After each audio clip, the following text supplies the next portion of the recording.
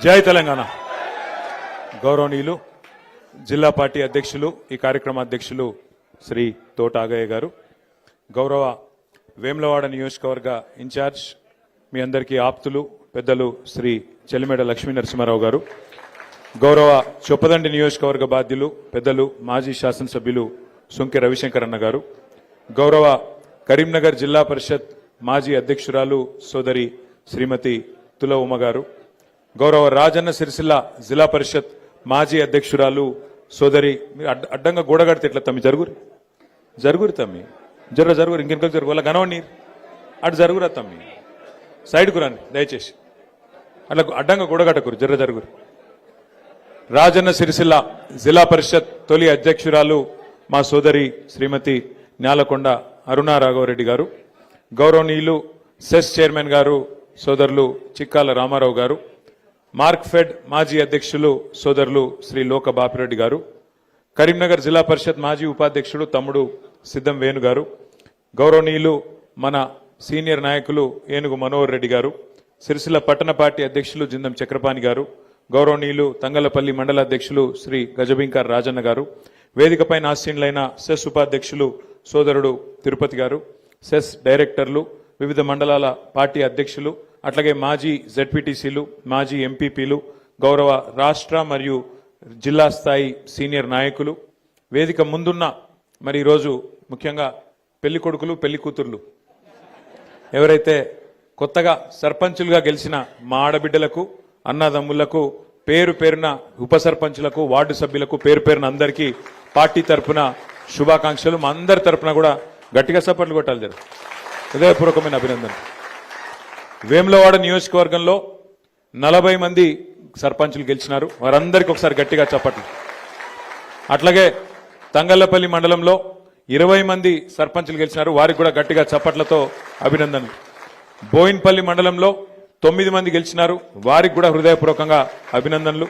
ఇల్లంతకుంట మండలంలో 14 మంది గెలిచినారు, వారికి కూడా గట్టి కొట్టాలి చప్పట్లు. మొత్తం 2 దశల్లో జరిగిన ఈ ఎన్నికల్లో మరి 83 మంది వేములవాడ, అదేవిధంగా ఇల్లంతకుంట, బోయిన్పల్లి, తంగళ్లపల్లి కలిపితే 83 మంది సర్పంచులుగా గెలిచిన బీఆర్ఎస్ మద్దతుదారులందరికీ పేరు పేరున అభినందనలు. అయితే చాలామంది పెద్దలు మాట్లాడి చాలా విషయాలు మీకు చెప్పే ప్రయత్నం చేసినారు. ముందుగా మీకు ఒక్కసారి మీ హక్కుల గురించి కూడా తెలుసుకోవాల్సిన బాధ్యత, అసలు ప్రభుత్వాలు ఎట్లా పనిచేస్తాయో తెలుసుకోవాల్సిన బాధ్యత కూడా మీ మీద ఉన్నది. మొదటి విషయం ఏంటంటే, మీరు సర్పంచ్ అంటే ఈ రాష్ట్రానికి ముఖ్యమంత్రి ఎట్లనో సర్పంచ్ గారంటే గ్రామానికి పెద్ద దిక్కుగా, గ్రామానికి పెద్దగా సర్పంచ్ గారే ఉంటారు. సర్పంచ్ గారు, వారి కింద ఉప సర్పంచ్ గారు, అట్లాగే వారి కింద మొత్తం వార్డు సభ్యులు మొత్తం కలిసి మీది స్థానిక ప్రభుత్వం. భారతదేశంలో మనకు 5 రకాల ప్రభుత్వాలు ఉంటాయి. 5 రకాల స్థానిక ప్రభుత్వాలు, 5 రకాల ప్రభుత్వాలు మొత్తం పైనుంచి కింది దాకా చూస్తే 5 రకాలు. మొదటిది దేశం చూస్తే మరి కేంద్ర ప్రభుత్వం, భారతదేశాన్ని మొత్తానికి ఒక ప్రధానమంత్రి, మంత్రిమండలి, పార్లమెంట్ సభ్యులు, పైన ఢిల్లీలో వాళ్ళు ఉంటారు. ఆడికెళ్ళి కొద్దిగా కిందికి వస్తే మనకి 28 రాష్ట్రాలు ఉన్నాయి. రాష్ట్రానికి ఒక ముఖ్యమంత్రి, రాష్ట్ర ప్రభుత్వము, మంత్రిమండలి, ఎమ్మెల్యేలు, ఎమ్మెల్సీలు అక్కడ ఉంటారు. ఆడికెళ్ళి కొద్దిగా కిందికి వస్తే జిల్లా ప్రభుత్వం, జిల్లా పరిషత్ ఉంటుంది. జిల్లా పరిషత్లో జిల్లా పరిషత్ చైర్మన్ గారు, జెడ్పీటీసీలు వాళ్ళు ఉంటారు. కొద్దిగా కిందికి వస్తే మున్సిపాలిటీ, మండలం. మున్సిపాలిటీలో మున్సిపల్ చైర్మన్ గారు, కౌన్సిలర్లు ఉంటారు. మండలంలో మండల పరిషత్తు, అదేవిధంగా ఎంపీటీసీలు వాళ్ళు ఉంటారు. మరి కిందికి మొత్తంగా చూసినట్టయితే 5 అంచెల్లో కింద ఉండేది, ప్రజలకు అత్యంత సన్నిహితంగా ఉండేది ఏంటిది అంటే గ్రామ పంచాయతీ. మరి ఆ గ్రామ పంచాయతీలో సర్పంచ్ గారు, ఉప సర్పంచ్ గారు, వార్డు సభ్యులు, అంటే ఈ రకంగా 5 ప్రభుత్వాలు దానికే పనిచేస్తూ ఉంటాయి. అయితే ప్రజలు కోరుకునేది ఏంటంటే ఈ 5 అంచెల ప్రభుత్వాలు ఒకదానితోనొకటి సమన్వయంతో పనిచేయాలి. ఎందుకంటే ఎవరి హక్కులు వాళ్ళకున్నాయి, ఎవరి నిధులు వాళ్ళకున్నాయి, ఎవరి విధులు, ఎవరి బాధ్యతలు వాళ్ళకున్నాయి. ఇంతకుముందు ఒక తమ్ముడు వెనకకెళ్ళి వచ్చి చెప్తున్నాడు, అన్నా ఎమ్మెల్యేలు బెదిరిస్తాన్రు, మరి మేము మా దగ్గరికి రావాలను, పైసలు మేమే ఇవ్వాలి అని మాట్లాడుతున్నాను. ఎమ్మెల్యేల చేతులు ఏమి ఉండదు, మీకు ఇచ్చేది కానీ పోయేది కానీ. ఎమ్మెల్యే నిధులు ఆయనకుంటాయి, కానీ గ్రామ పంచాయతీకి సంబంధించి డైరెక్ట్గా ఫైనాన్స్ కమిషన్ ద్వారా మీకు డబ్బులు అంటే రాష్ట్ర ప్రభుత్వానికి మొత్తం స్థానిక సంస్థలకు మనం కేంద్రానికి కట్టే పన్నులకు వెళ్ళే వాళ్ళు మనకు ఉల్టా ఫైనాన్స్ కమిషన్ ద్వారా పైసలు ఇస్తారు. ఆ ఫైనాన్స్ కమిషన్ ద్వారా వచ్చే పైసలల్లా 70% పైసలు డైరెక్ట్గా గ్రామ పంచాయతీకి వస్తాయి, 20% పైసలు మండల పరిషత్కి వస్తాయి, 10% జిల్లా పరిషత్కి వస్తాయి. మొత్తం రూపాయి వస్తే 70 పైసలు మీకు రావాలి, 20 పైసలు మండల పరిషత్కి పోవాలి, అట్లాగే 10 పైసలు జిల్లా పరిషత్కి పోవాలి. అందరు కలిసి సమన్వయంతో జెడ్పీటీసీ ఎంపీటీసీ అందరు కలిసి సమన్వయంతో పనిచేయాల్సి ఉంటుంది. చాలా మంది మిత్రులు, నేను ఎందుకంటే పంచాయతీరాజ్ మంత్రిగా పనిచేసిన కాబట్టి నాకు ఈ విషయం కొంత లోతుగా తెలుసు. చాలా మంది మిత్రులు కన్ఫ్యూజ్ అవుతూ ఉంటారు. ముఖ్యంగా ఎంపీటీసీలు జెడ్పీటీసీలు ఏమంటారంటే, అరే నేను సర్పంచ్ ఏమో ఒక ఊళ్ళో గెలిచిండు, ఎంపీటీసీ నేను 4 ఊళ్ళ పొత్తులో గెలిచిన, మరి నేను పెద్దోని కదా, నాకు పెద్దపీట వేయాలి కదా అంటారు. తప్పేం లేదు, వాళ్ళు అడిగిన దానిలో తప్పేం లేదు. కానీ వాస్తవం ఏంది అంటే, మీ అందరికి అది మీ అందరు చూసే ఉంటారు ఆ టీవీ ప్రకటన, భగవంతునికి భక్తునికి అనుసంధానమైంది ఏంది, బాబా ఏంది తెలుసు, అంబికా దర్బార్ అగర్వత్. ఆయన అంబిక ఆయన సంతోషపడతారు ఎక్కడ. అసలు ఈ ఎంపీటీసీ పదవి జెడ్పీటీసీ పదవి ఏంది అంటే, 5 అంచెల ప్రభుత్వాలలో ఇప్పుడు గ్రామ పంచాయతీల సర్పంచ్ గారు ఉంటారు, వార్డు మెంబర్లు ఉంటారు. మీరు మొన్ననే గెలిచి వచ్చింది, మరి మీకు మండలం నుంచి నిధులు తీసుకురావాలి కదా. అంటే ఉదాహరణకి ఏంది, ఇప్పుడు గ్రామంలో ఏమున్నది ఏం లేదు, గ్రామంలో ఇగో ఫలానా పని ఉన్నది, ఫలానా పని చేయాలి, మరి సర్పంచ్ గారు దేనికి పైసలు పెట్టాలి. అట్లాగే మరి ఎంపీటీసీ గారు ఏం చేయాలి, ఎంపీటీసీ గారు గ్రామానికి మండలానికి మధ్యన అనుసంధానకర్త, అంబికా దర్బార్ అగర్వత్ అన్నట్టు. అర్థమైందా? అంటే గ్రామానికి మండలానికి ఇప్పుడు నేను చెప్పినట్టు 70 పైసలు గ్రామానికి వస్తాయి ఫైనాన్స్ కమిషన్ పైసలు, 20 పైసలు మండలానికి పోతాయి, 10 పైసలు జిల్లా పరిషత్కి పోతాయి. మరి ఆ 20 పైసలు ఏ గ్రామంలో ఎట్లా పెట్టాలి, ఎంపీటీసీ గారు స్థానిక సర్పంచ్తో ఎట్లా కలిసి పనిచేయాలి, ఇది ఆ అనుసంధానమైన బాధ్యత. ఎంపీటీసీ గారు గ్రామానికి మండలానికి అనుసంధానంగా ఎంపీటీసీ గారు ఉండాలి. మరి జెడ్పీటీసీ గారు ఏం చేయాలి, ఆల్రెడీ మండల పరిషత్ అధ్యక్షుడు ఉంటాడు, మండలానికి ఒక ఎంపీపీ ఉంటారు, ఎంపీటీసీలు ఉంటారు. మరి జెడ్పీటీసీ ఏం చేయాలి, జెడ్పీటీసీ ఏం చేయాలంటే మండలానికి జిల్లా పరిషత్కు అనుసంధానం జెడ్పీటీసీ గారు. అంటే ఆ 10% డబ్బులు ఏవైతే జిల్లా పరిషత్కు వస్తాయో ఫైనాన్స్ కమిషన్కు, అట్లాగే వాళ్ళకి ఇతర రూపంలో కూడా కొన్ని వస్తాయి పైసలు, వాటిని మరి జిల్లా పరిషత్తు ఎట్లా నిర్ణయం తీసుకోవాలి, ఏ మండలంలో ఎంత ఖర్చు పెట్టాలి అనేది జెడ్పీటీసీ, మండల పరిషత్ అధ్యక్షుడు, ఎమ్మెల్యే గారు అందరూ కలిసి అనుకొని ఖర్చు పెట్టాల్సిన అవసరం ఉంటుంది. కాబట్టి మీరు ఎవ్వల కింద పనిచేస్తలేరు, మీది మీరు సర్వ స్వతంత్రులు. ఇంతకుముందు మీరు చెప్పినట్టు, లక్ష్మీనరసింహరావు గారు చెప్పినట్టు, రేపటి రోజున గ్రామ పంచాయతీ తీర్మానం లేకుండా రాష్ట్ర ప్రభుత్వం కూడా కొన్ని పనుల్లో ఏలు పెట్టే అవకాశం ఉండదు. ఫలానా వర్క్ కావాలి, ఫలానా వాళ్ళకి ఇల్లు ఇవ్వాలి, లిస్ట్ ఎక్కడ పెట్టాలి, గ్రామ పంచాయతీలనే పెట్టాలి. ఎవరికి ఇండ్లు ఇస్తున్నాం, ఎవరికి కార్డులు ఇస్తున్నాం, ఎవరికి ఏ సంక్షేమ పథకం ఇస్తున్నాం, ఎవరికి రేపు పింఛన్ పెంచాలి, ఎవరికి ఏం చేయాలి, లబ్ధిదారుల లిస్టు ఎక్కడ పెట్టాలి, గ్రామ పంచాయతీలనే పెట్టాలి. దానికి బాధ్యులు మీరే అవుతారు. ఎమ్మెల్యేలు ఇంకొకరు నీలిగి మీ మీద డాగేస్తే, మిమ్మల్ని బెదిరిస్తే దాంతో అయ్యేది కానీ ఇంకోటి కానీ ఏం లేదు. మీరు ఖచ్చితంగా గుర్తుపెట్టుకోవాల్సింది, మీ హక్కులు మొదలు తెలుసుకోవాలి. మీకు ఏం అధికారం ఉన్నది, మీకు ఎట్లా నడిపే అధికారం ఉన్నది, ఇది మీరు తెలుసుకోవాలి. తెలుసుకోవాలంటే మాటలతో కాదు. అందుకే నేను జిల్లా ప్రెసిడెంట్ గారిని కోరుతా ఉన్నా, లక్ష్మీనరసింహరావు గారిని, రవిశంకర్ గారిని, అట్లాగే మా మానకొండూరు ఎక్స్ఎమ్మెల్యే గారిని కూడా కోరుతా ఉన్నా. మనం ఇప్పుడు సర్పంచ్ ఎలక్షన్లు 17 తారీఖు నాడు 3వ విడత కూడా అయిపోతాయి. అయిపోయాక జిల్లా పరిషత్ ఎలక్షన్, మండల పరిషత్ ఎలక్షన్ కూడా ప్రభుత్వానికి పెట్టక తప్పది. మరి జనవరిలో పెడతారా, ఫిబ్రవరిలో పెడతారా తెలియదు, పెడతారా అంటుండ్రు. అది కూడా పెట్టుకున్నాక అది కూడా పూర్తి అవుతుంది. పూర్తి అయిపోగానే మనం గెలిచిన జెడ్పీటీసీలు, ఎంపీపీలు, ఎంపీటీసీలు, సర్పంచులు, ఉప సర్పంచులు, వార్డు సభ్యులు అందరితో కలిసి మీకు ఒక వర్క్షాప్ పెడతాం. మనం పెద్దలను పిలుస్తాం. ఎవరెవరైతే గతంలో పంచాయతీరాజ్ డిపార్ట్మెంట్లో పనిచేసిన వాళ్ళు ఉన్నారో పెద్దలు, డిపిఓలుగా, డిఎల్పిఓలుగా పనిచేసిన పెద్దలు ఉంటారు, మంచి నిష్ణాతులు ఉంటారు, నిపుణులు ఉంటారు. వాళ్ళని పిలిచి తెలంగాణ పంచాయతీరాజ్ చట్టం ఏంటిది, అందులో సర్పంచ్ గారి విధులేంది, ఎంపీటీసీ గారి విధులేంది, మీ హక్కులేంది, వాటిని ఒకవేళ ప్రభుత్వం ఏమన్నా కాలరాసే ప్రయత్నం చేస్తే, ఇప్పుడే మా తమ్ముడు వచ్చి చెప్తా ఉన్నాడు, ఏం పేరు తమ్ముడు మర్చిపోయినరా, అంజీ చెప్తున్నా నాకు వచ్చి, అన్నా మా ఎమ్మెల్యే ఓడిపోయినాను బాగా బాధలున్నాడు, చాలా గెలుస్తా అనుకున్నాడు, ఓడిపోయిండు, బాగా బెదిరించిండు. ఒక ఎమ్మెల్యేనే కాదు తమ్మి, ముఖ్యమంత్రి ఏమో తిరుగుతాండు ఈ ప్రచారంలో, మీరు చూసిర్రు. నాకు తెలిసి చరిత్రలో జరగలే. పంచాయతీ ఎలక్షన్ల, సర్పంచ్ ఎలక్షన్ల ముఖ్యమంత్రి తిరగంగా నేనైతే ఎప్పుడు చూడలే. విజయోత్సవాల పేరిట ఏది 2 సంవత్సరాలు నిండినాయి, మేమేదో గొప్పగా నడిపినాం, అని చెప్పి విజయోత్సవాల పేరు మీద జిల్లా జిల్లా తిరిగి ముఖ్యమంత్రి గారు కూడా పరోక్షంగా సర్పంచ్ ఎన్నికల్లో ప్రచారం చేశారు. ఇక ఎమ్మెల్యేల బెదిరింపులకైతే ఇక అంతులేదు పొంతులేదు. గెలిపియపోతే చూస్తున్నారు మీరు, ఎమ్మెల్యేలు స్పీచ్లే ఇస్తాను ఓపెన్గా, ఇండ్లియా నా ఇంటి ముంగటికి వస్తే మెడల్ పట్టి నూకుతా అని చెప్పి వాళ్ళు మాట్లాడుతూ ఉన్నారు. అట్లా బెదిరించింది. ఇక కొన్ని దగ్గరలో అయితే ఇంకా అన్యాయం. నిన్న నేను సూర్యాపేట జిల్లాకు పోయినా, నల్గొండ జిల్లాకు పోయినా, అక్కడైతే అన్యాయం. ఒక సోదరుడు మల్లయ్య యాదవ్ గారని ఆయన మీద దాడి చేసి కిరాతకంగా హత్య చేసి చంపేసిండ్రు.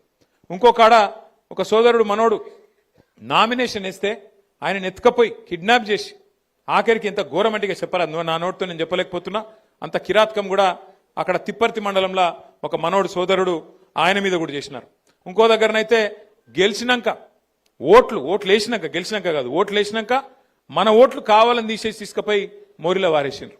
ఇట్లా ఎన్నో కిరాతకాలు చేయంగా కూడా, ఎన్నో రకాలుగా మన వాళ్ళ మీద ఒత్తిడి పెట్టంగా, ఇబ్బంది పెట్టంగా కూడా ఇవాళ రాష్ట్ర వ్యాప్తంగా 2 దశల్లో ఎలక్షన్లు జరిగితే ఈ 2 దశల్లో కూడా ఒక్కొక్క దగ్గర ఒక్కొక్క తిరుగు, కానీ కొన్ని దగ్గరలో 40%, కొన్ని దగ్గరలో 30%, కొన్ని దగ్గరలో 50%, కొన్ని దగ్గరలో 60-70% కూడా గెలిచి సత్తా చాటిన గులాబీ దండుకు, గులాబీ సైనికులకు నేను శిరస్సు వంచి మీకు అభినందనలు తెలియజేస్తా ఉన్నా. మామూలు విషయం కాదు ఇది. ఎందుకంటే 2 ఏళ్లలోనే ప్రభుత్వం మీద ఇంత స్థాయిలో వ్యతిరేకత వచ్చుడు, ఇంత స్థాయిలో తిరుగుబాటు జరుగుడు, ఇది మామూలు ముచ్చట కాదు. ఎందుకంటే ప్రజలు కూడా జనరల్గా ఎట్లుంటారంటే ఇంకో 3 ఏళ్ళు గవర్నమెంట్ ఉంది కదా సూతాంతి అన్నట్టు ఉంటారు. కానీ తెలంగాణలో పరిస్థితి అలాగున్నది. మీరు గమనించండి, ఎంత కోపం ఉంటే, ప్రభుత్వం మీద ఎంత వ్యతిరేకత ఉంటే ఇట్లాంటి వ్యతిరేక ఫలితాలు వస్తాయి. ఒకసారి యాద్ చేసుకోండి. మన ప్రభుత్వం ఉన్నప్పుడు 32 జిల్లా పరిషత్లు ఉంటే 32 మనమే గెలిచినాం. 143 మున్సిపాలిటీలు ఉంటే 136 మున్సిపాలిటీలు గెలిచినాం. జెడ్పీటీసీలు దగ్గర 450 దాకా గెలిచినాం. మండలాలు దగ్గర 430 దాకా గెలిచినాం. 520 చిల్లర మండలాలు ఉండే అప్పుడు కొద్దిగా పెరిగినాయి ఇప్పుడు. అట్లాగే గ్రామ పంచాయతీలు 12,000 ఉంటే దగ్గర 9,000 మనమే గెలిచినాం.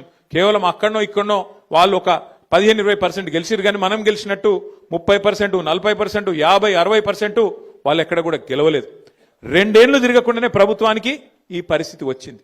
మరి పెద్దల ఆత్మవిమర్శ చేసుకోవాలి కాంగ్రెస్ వాళ్ళు. ఎందుకు 2 ఏళ్లు తిరగకుండానే ప్రజలలో ఇంత కోపం వచ్చింది? మనకు కనబడుతూనే ఉన్నది. యూరియా బస్తాల కోసం తనలాడుడే, కరెంటు కోసం ఆగం, ఏ పథకం కూడా చక్కగా అమలు అయితలేదు. రైతు రుణమాఫీ అన్నారు, 2 లక్షలు అన్నారు, ఎక్కడ కూడా చారణకు మించి చక్కగా జరగలే.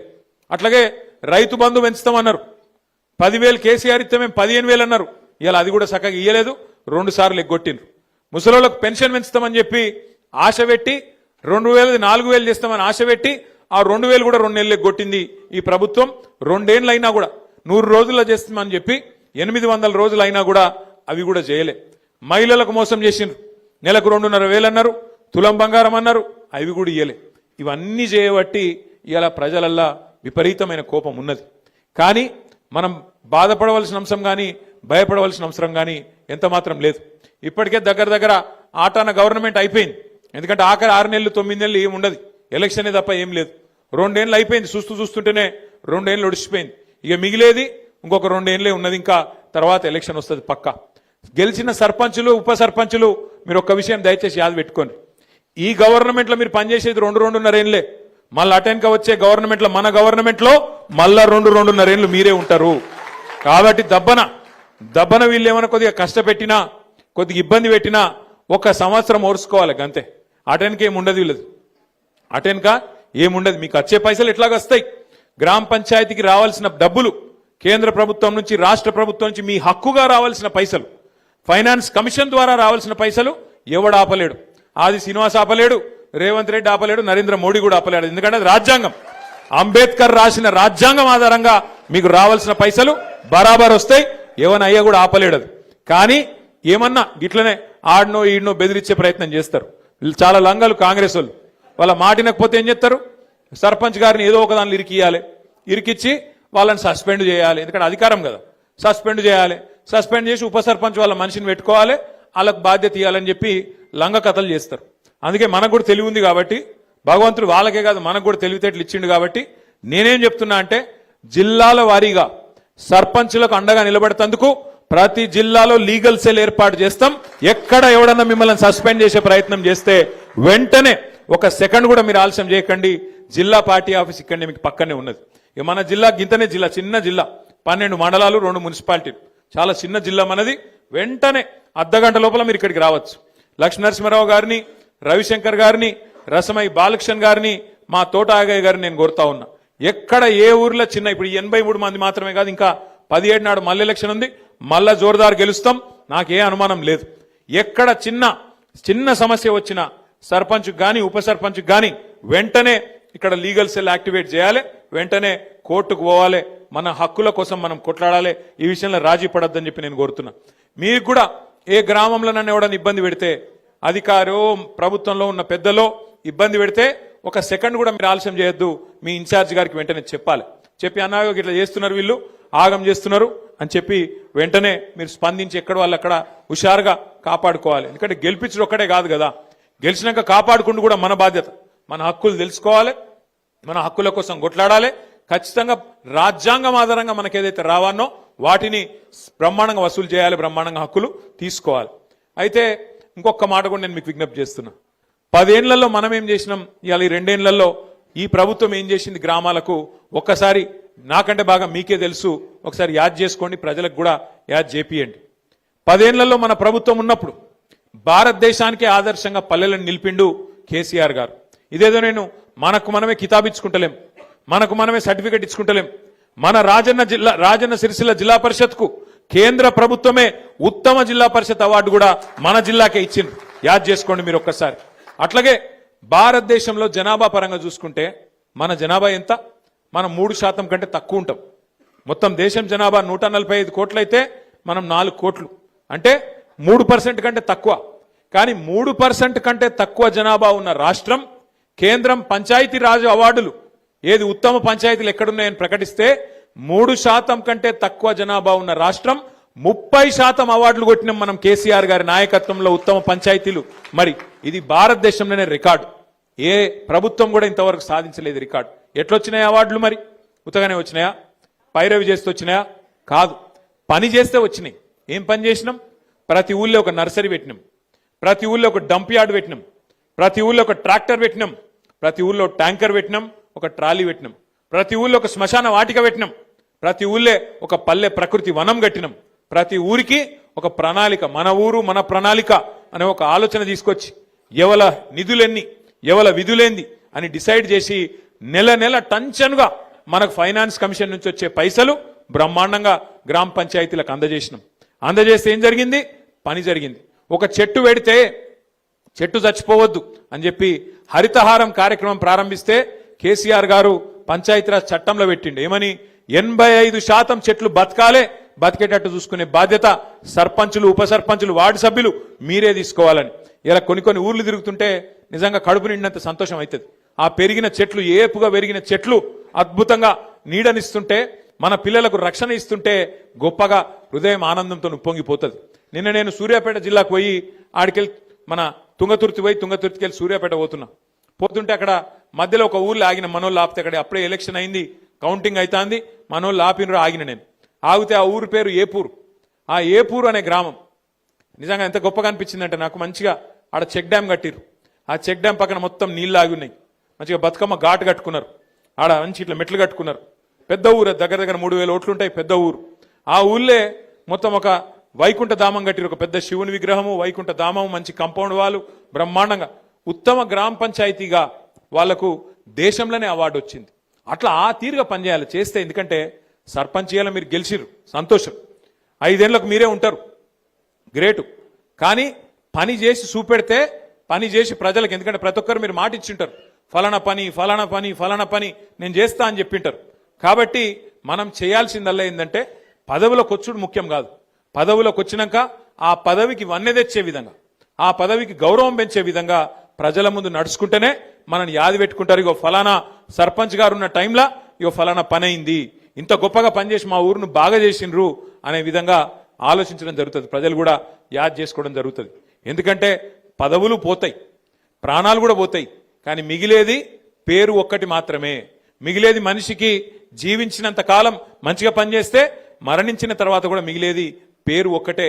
కాబట్టి దయచేసి నేను మిమ్మల్ని కోరేది, ఏ గౌరవం అయితే ప్రజలు మీకు ఇచ్చిండ్రో, ఏ గౌరవం అయితే మన పార్టీ నాయకులు కార్యకర్తలు ఇవాళ కష్టపడి మీకు అందించినరో, మీ గెలుపును అందించినరో, మీరు ఆ గెలుపును ఆస్వాదించండి. కానీ మీకు వచ్చిన ఈ పదవిని ప్రజల కోసం, మన పనుల కోసం, గ్రామం పనుల కోసం పూర్తి స్థాయిలో వినియోగించండి. అండగా మేముంటాం. మన ఎమ్మెల్సీలు ఉన్నారు, ఎమ్మెల్యేల సంబంధించి మన కొంతమంది ఎంపీలు ఉన్నారు, 4 రాజ్యసభ ఎంపీలు. అక్కడనో ఇక్కడనో కొంత నిధులు కూడా అందించే ప్రయత్నం తప్పకుండా చేస్తాం. భయపడవలసిన అవసరం లేదు. అట్లాగే మీకు ఫైనాన్స్ కమిషన్ ద్వారా వచ్చే డబ్బులు రొటీన్ గా రాజ్యాంగబద్ధంగా వచ్చేటి ఎట్లాగూ వస్తాయి. ఇయ్యకపోతే అసెంబ్లీలో, శాసన మండలిలో, పార్లమెంట్ లో వాళ్లను తప్పకుండా నిలదీసి ఆ డబ్బులు ఇప్పించే బాధ్యత కూడా మేము తీసుకుంటామనే మాట కూడా నేను మీకు విజ్ఞప్తి చేస్తున్నా. మీ మీద ఎవరు ఏమీ చేయలేరు. ఎవరు బెదిరించినా, ఎవరు ఎన్ని రకాల ప్రలోభాలు పెట్టినా వాటికి లొంగకుండా మీరు ఆల్రెడీ గెలిచి వచ్చినారు. చాలా చాలా సంతోషం. నేను మిమ్మల్ని కోరేది ఒకటే, అరే మన పని అయిపోయింది, మరిగా మనం పక్క కూర్చుంటామంటే నడవదు. ఇంకొక మన జిల్లాలోనే ఇంకొక 4-5 మండలాల్లో ఎలక్షన్ ఉంది. అక్కడ కూడా మీరు దిగాలి. మీ చుట్టాలో, దోస్తులో, వాళ్ళో వీళ్ళు ఉంటే మన పార్టీ నాయకులు గెలిచేటట్టు. ఎందుకంటే ఒక్కొక్కరు ఎలక్షన్లు ఎంత కష్టపడ్డారో మీకు తెలుసు, మీ ఎలక్షన్లు ఎంత తనలాడిరో మీకు తెలుసు. కాబట్టి అక్కడ మనోళ్ళు కూడా కొట్లాడుతున్నారు 17 తారీఖు రోజు. వాళ్ళు కూడా గెలిచేటట్టు మీరు కూడా మరి వేడి నీళ్ళకి సన్నీళ్ళు సాయం అన్నట్టు కొంత సాయం చేయండి. అవసరమైతే ఒక రోజు ఒక పూట అడిదికి పోయిరాన్రి. అక్కడ కూడా మీకు తెలిసిన వాళ్ళు, దోస్తులో, చుట్టాలో, క్లాస్మేట్సో ఎవరన్నా ఉంటే ఒక అడుగు పక్కకు పోయి అక్కడ కూడా చెప్పి రావాలి. మనోళ్ళు గెలిచేటట్టు చూసుకోవాలి. ఎందుకంటే పెద్దలు ఒకటే చెప్తారు, ఎక్కడ పోగొట్టుకున్న దాన్ని మళ్ళీ అక్కడనే దేవులాడుకోవాలి. మనకు అధికారం పోయిందని బాధ లేదు, అధికారం పోయిందన్న బాధ ఏం లేదు. సరే, వేములవాడలో మీకు తెలుసు, పాపం 4 సార్లు ఓడిపోయింది ఆయన అని చెప్పి ఆయన ఏడుచుకుంటా తిరిగితే ఏదో 4 ఓట్లు వేసిరు. ఆయన ఏం పెద్ద మేయారిటీతో నేను గెలవలే. తిప్పి కొడితే ఎంత 12,000, 14,000 ఓట్ల మేయారితో గెలిచిండు. ఆయన ఏమో పెద్ద దానికేదో చాలా గొప్ప ఇది లెక్క. తెల్లారులేస్తే కేసీఆర్ గారిని తిట్టుడు, తెల్లారులేస్తే కేసీఆర్ను అట్లా ఇంత మాట అంత మాట అనుడు. గది కాదు కదా గెలిపించింది నిన్ను. శాతనైతే మాకంటే ఎక్కువ పని చేసి చూపెట్టు, శాతనైతే మాకంటే ఎక్కువ చెయ్యి. రైతు బంధు 15,000 చేస్తానో కదా చెయ్యి, 4,000 పెన్షన్ చేస్తానో కదా చెయ్యి, మహిళలకు 2,500 ఇస్తానో కదా ఈ పని చేయగలిగితే గా పని చేయి. తెల్లారులేస్తే కేసీఆర్ని తిట్టాలి, తెల్లారులేస్తే బీఆర్ఎస్ వాళ్ళని తిట్టాలి. గది కాదు కదా రాజకీయం అంటే. అందుకే నేను మిమ్మల్ని కోరేది ఏంటంటే, ఇక ఎలక్షన్ల దాకానే రాజకీయం. ఎలక్షన్లు అయిపోయాక పనిలో పడాలి, పని చేయాలి. గ్రామానికి, రాష్ట్రానికి, ప్రజలకు, మనం ఎన్నుకున్న మన ప్రజలకు మనం సేవలు అందించాల్సి ఉంటుంది. ఆ దిశగా ముందుకు పోదాం. మీ అందరికి కూడా 84 మంది సర్పంచులు, అదేవిధంగా గౌరవ ఉప సర్పంచులు, వార్డు సభ్యులు ఎవరెవరైతే గెలిచి వచ్చిండ్రో, వాళ్ళని ఎవరెవరైతే గెలిపించిండ్రో వాళ్ళందరికీ శుభాకాంక్షలు తెలియజేస్తూ నేను దయచేసి మిమ్మల్ని కోరేది, ఆగమాగం చేయకూరి ముందు సర్పంచ్లకు సన్మానం చేద్దాం. ఎందుకంటే వాళ్ళందరూ కష్టపడి గెలిచి వచ్చిండ్రు. 84 మంది ఇక్కడ ఉన్నారు. మిగతా వాళ్ళు జర్ర ఓపికగా ఉండాలి. మండలాల వారీగా, గ్రామాల వారీగా మన ప్రెసిడెంట్ గారు పిలుస్తారు. వాళ్ళు పిలిచిన వాళ్ళే రావాలి. డిసిప్లిన్ గా దయచేసి సహకరించాలని కోరుతూ మళ్ళొక్కసారి మీ అందరికీ గట్టిగా చప్పట్లతో అభినందనలు చెప్పాలని చెప్పి కోరుతూ, జై తెలంగాణ. వేదిక మీద కూర్చున్న చప్పట్లు కొడతలేరు, గట్టి కొట్టాలి. జై తెలంగాణ. కేసీఆర్ గారి నాయకత్వం, కేసీఆర్ గారి నాయకత్వం. Thank you. జై తెలంగాణ.